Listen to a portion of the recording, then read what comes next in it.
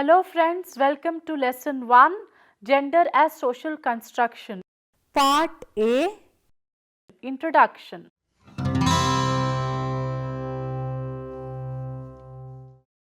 Anne Oakley, British sociologist and feminist writer, says gender is a matter of culture. Gender refers to societal classification into masculine and feminine. Gender refers to a specific cultural meaning system that attaches to being a male or a female, or for that matter third gender as well. Gender is a sexualized identity of individuals in relation to the customs, traditions, ways of life and the like. Our society influences us about the ways in which we expect males and females to behave and live in a certain way. It is in this context gender is a social construct which is deeply rooted in different socio-cultural dimensions.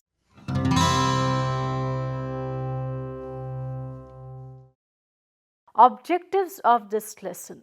After completion of this lesson, you will be able to understand the various factors which make gender a social construct.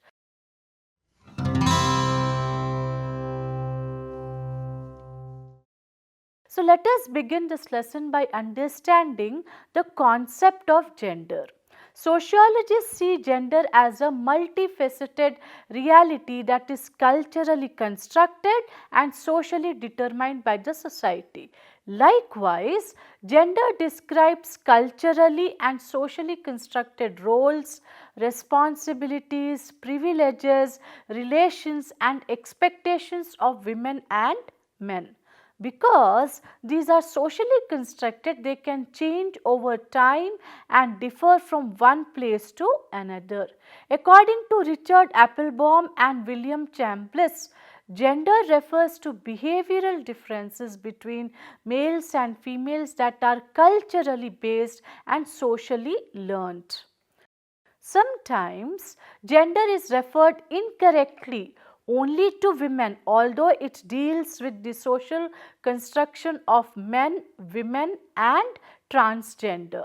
The basic difference between men and women is the principle of biological reproduction, in which this biological difference dominates the other dimensions. Juliet Michel, British psychoanalyst, socialist feminist, says the concept of gender was introduced in the early 1970s to distinguish the acquisition of social attributes from the biological ones, for which sex was reserved.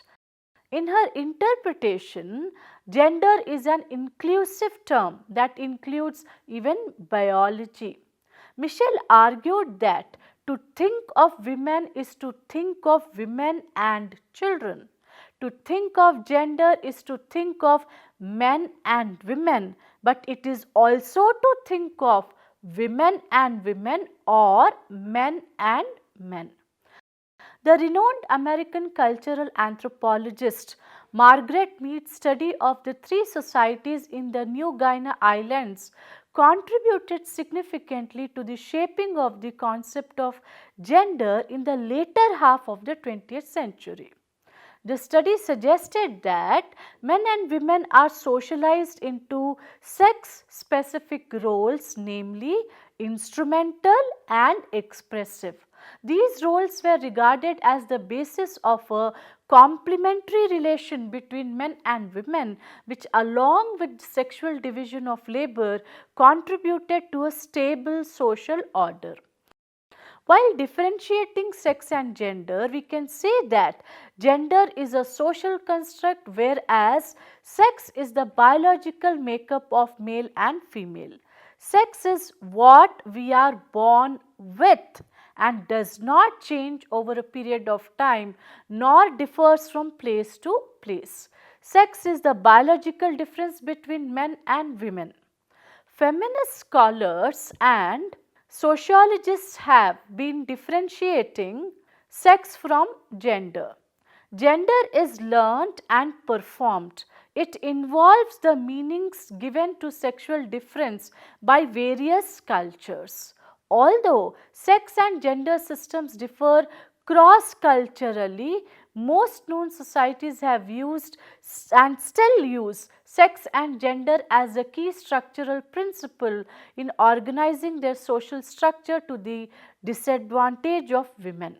The distinction between sex and gender, which came to dominate the theorization in the sociology of gender in 1970s, is premised upon the idea of universality of sex and variability of gender.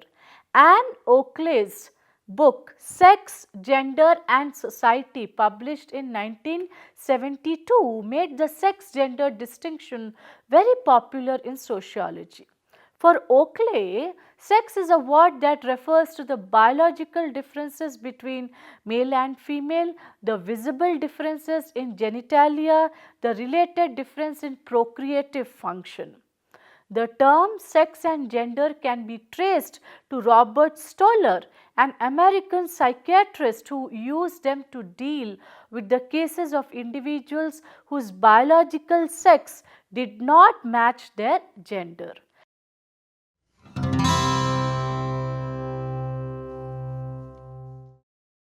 Let us now discuss gender as social construction. Gender is complex interrelationship between three dimensions, that is body, which includes our experience of our body, identity, which is internal sense of self, and the social aspect. A person's gender identity can correspond to or differ from the sex they were assigned at the time of birth. The social aspects of gender is based on how individuals, society and culture and community perceive, interact and try to shape our gender.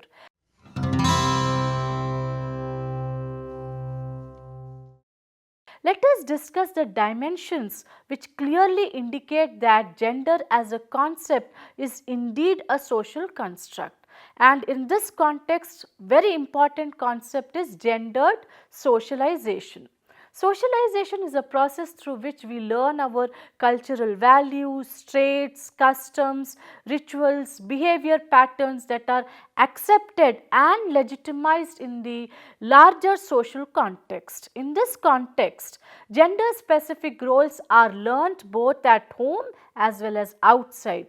This learning is largely observational in nature and both genders internalize the kind of behavior they receive, which is later projected in their own behavior.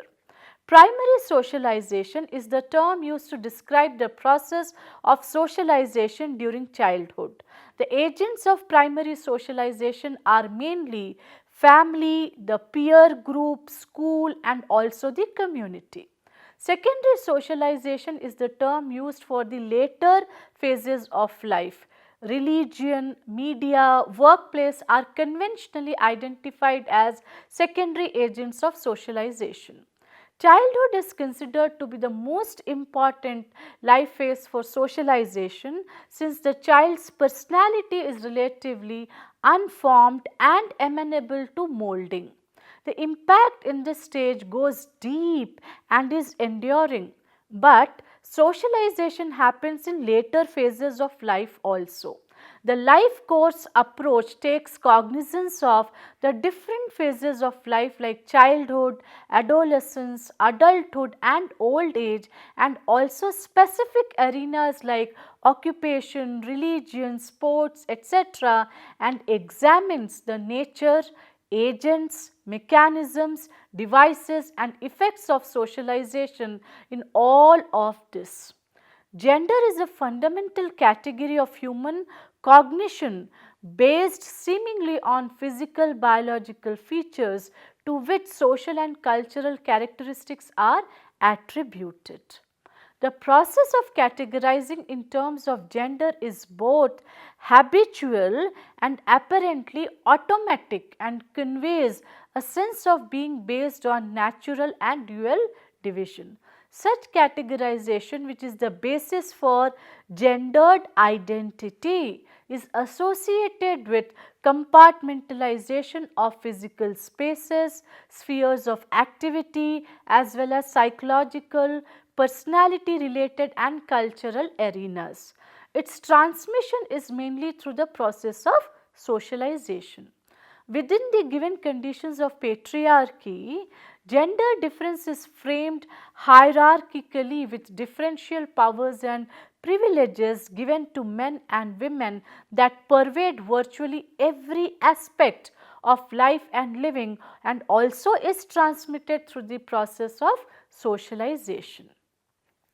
Thus, gender socialization encompasses both these dimensions, that is difference and hierarchy.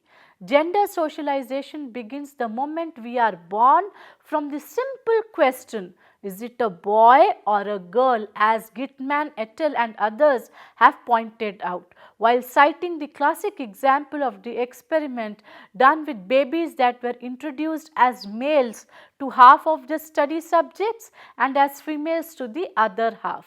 The participants behaved differently according to the sex they had been told, offering a rattle or a hammer to the boys and doll to the girls.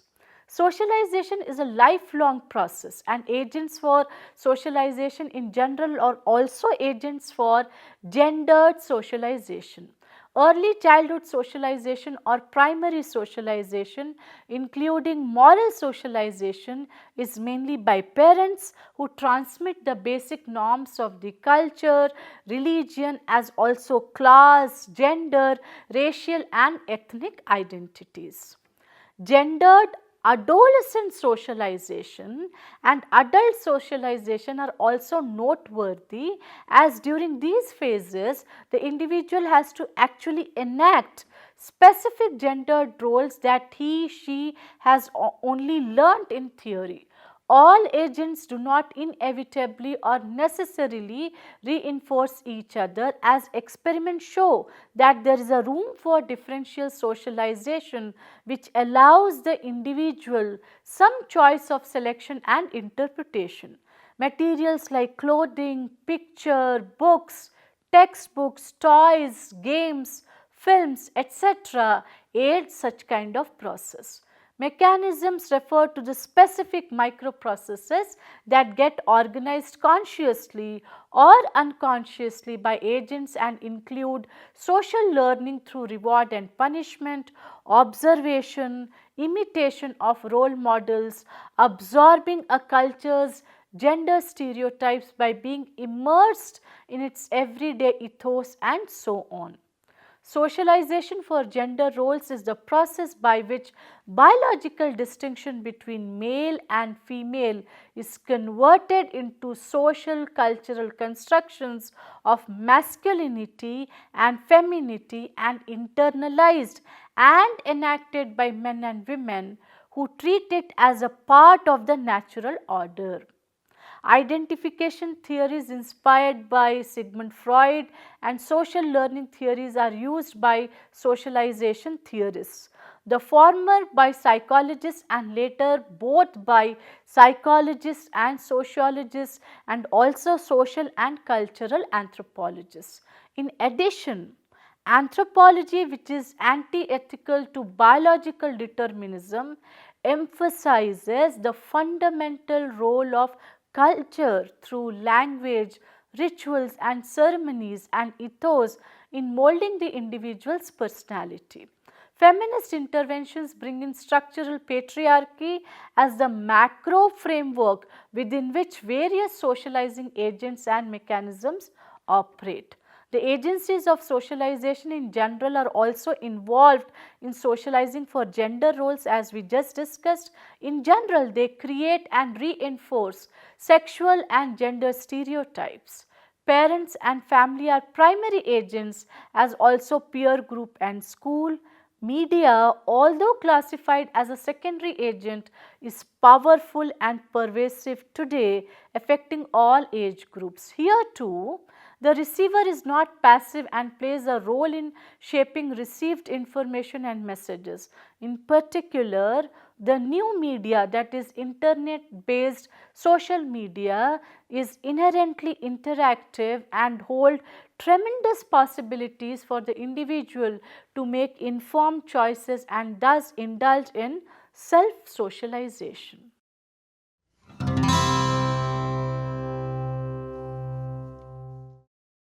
Apart from gendered socialization, social institutions also impact gender. Family, kinship, religion, education are the critical social institutions which shape the gender relations. Of all the social institutions, family is the most universal. Sociologists and anthropologists have devoted much time and energy towards the study of family across cultures.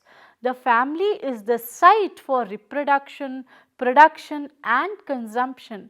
It is the primary agency of socialization or enculturation within which the new generation learns the norms, values and life ways of their social group. It is the primary agency of identity formation within which an individual learns what roles he or she is expected to play and positions to occupy. Symbolic interaction theorists like Charles Horton Cooley and George Herbert Mead have emphasized that it is within the primary groups like the family that an individual develops a sense of self and learns how to shape and regulate behavior with the reference to the expectations and value judgments of the wider social group. In a nutshell, it is the family that facilitates the development of unsocialized individual organism into a social person. Family operates as a site of reproduction and also production. Domestic labor is gendered and the idea of separate spheres places women and men into distinct slots as homemakers and breadwinners. The discourses of heteronormativity, motherhood and caring further exacerbated the gender issues. A religious belief system in a culture operates by linking up with other subsystems in culture like family, kinship, politics, economy and so on. One of the most crucial areas which have been targeted by different societies has been women's menstruation periods. There have been a range of taboos associated with women's menstruation that include no contact with men during the period or with the food and especially with religious rituals. On the other hand, education as an institution connects with gender prejudices prevalent in a society through various ways. It is usually performs number of functions to establish and reinforce the existing sex typing and gender socialization.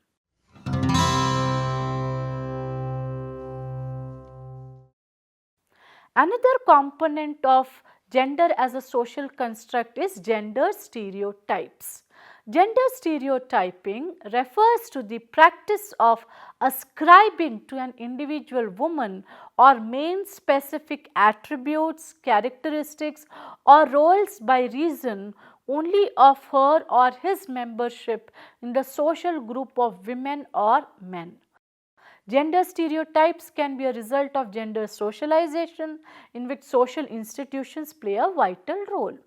Girls and boys are expected to act in certain ways that are socialized from birth. Children and adults who do not conform to gender stereotypes are often ostracized by peers for being different.